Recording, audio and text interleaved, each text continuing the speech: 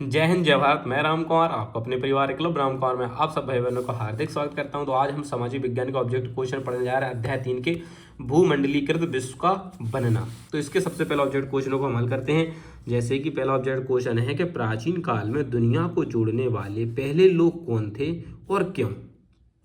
तो क्या है इसका आंसर कि यात्रियों, व्यापारियों, पुजारियों और तीर्थ यात्रियों ने ज्ञान, अवसर, आध्यात्मिक पूर्ति के लिए है उत्पीड़ना से बचने के लिए विशाल दूरी तय की थी। फिर है किस दशक में भूमंडलीकरण की शुरुआत हुई। तो आपको वही 1990 के दशक में।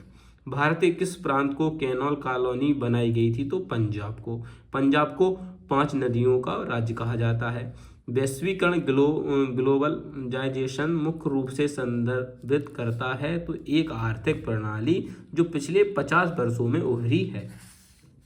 भारत में 1928 से 1934 के बीच गेहूं की कीमत कितने प्रतिशत गिर गई। तो कितनी गिर गई, 50% गिर गई। एशिया और यूरोप को जोड़ने वाले मार्ग को क्या कहा जाता है। तो आप कहोगे सिल्क मार्ग कहा जाता है। इनमें से मित्र राष्ट्र कौन कौन से हैं। तो आपको ब्रिटेन, फ्रांस, रूस ये क्या है, मित्र देश हैं।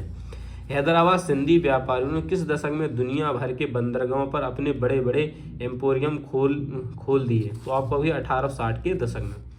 1923 में विश्व को पूंजी देने वाला और विश्व का सबसे बड़ा कर्जदाता राष्ट्र कौन था। तो आप कहोगे अमेरिका था 1923 में। प्रथम विश्व युद्ध कब शुरू हुआ और कब खत्म हुआ। तो आप कहोगे 1914 से 1918 तक हुआ। और द्वितीय जो विश्व युद्ध चला था 1939 से 1945 तक चला था। किस देश में कॉर्न लॉ पारित किया गया था। कॉर्न लॉ पारित किया गया तो वो क्या था, ब्रिटेन में। महामंदी का प्रारंभ किस वर्ष से हुआ था। तो आपको 1929 से। अफ्रीका में रिंडर पेस्ट क्या था। तो एक बीमारी थी ये। रिंडर पेस्ट का संबंध किससे था, मवेशी की बीमारी से था। इसके बाद हम अध्याय 4 की बात कर लेते हैं जिसमें क्या है, औद्योगिकरण का युग। तो इसके मोस्ट इंपोर्टेंट ऑब्जेक्ट क्वेश्चन पढ़ते हैं। भारत में प्रथम सफल कपड़ा मिल कब और कहाँ स्थापित हुई। तो आप कहोगे 1854 में मुंबई में। भारत का किस बंदरगाह से विदेशों के साथ व्यापार चलता था। तो आप कहोगे सूरत से, कोलकाता से, चेन्नई से, ये सभी मतलब। विश्व में रेशमी वस्तुओं का सबसे बड़ा उत्पादक देश कौन सा है। तो आप कहोगे भैया चीन। क्या है भैया, चीन। विश्व में चीन का सबसे बड़ा उत्पादक देश कौन सा है, ब्राजील। जो चीनी है, चीनी का सबसे बड़ा उत्पादक देश कौन सा है, ब्राजील। कॉफी का भी है। भारत का सबसे बड़ा उद्योग कौन सा माना जाता है। तो आपको सूती वस्त्र उद्योग। भाप इंजन का आविष्कार किसने किया था। तो आप कहोगे जेम्स वाट ने भाप इंजन का आविष्कार किया था। मुंबई में प्रथम कपड़ा मिल कब स्थापित हुई थी। तो आप कहोगे 1854 ईस्वी में। निम्न में से कौन सा मानव जनित आपदा है। तो आप कहोगे सांप्रदायिक दंगे हैं, महामारी है, आतंकवाद है, ये सभी। विश्व का सबसे बड़ा उद्योग कौन सा है। तो आप कहोगे लोहा इस्पात उद्योग। इंग्लैंड में सबसे प्रथम कारखाना कब खुला। तो आप कहोगे 1730 ईस्वी में।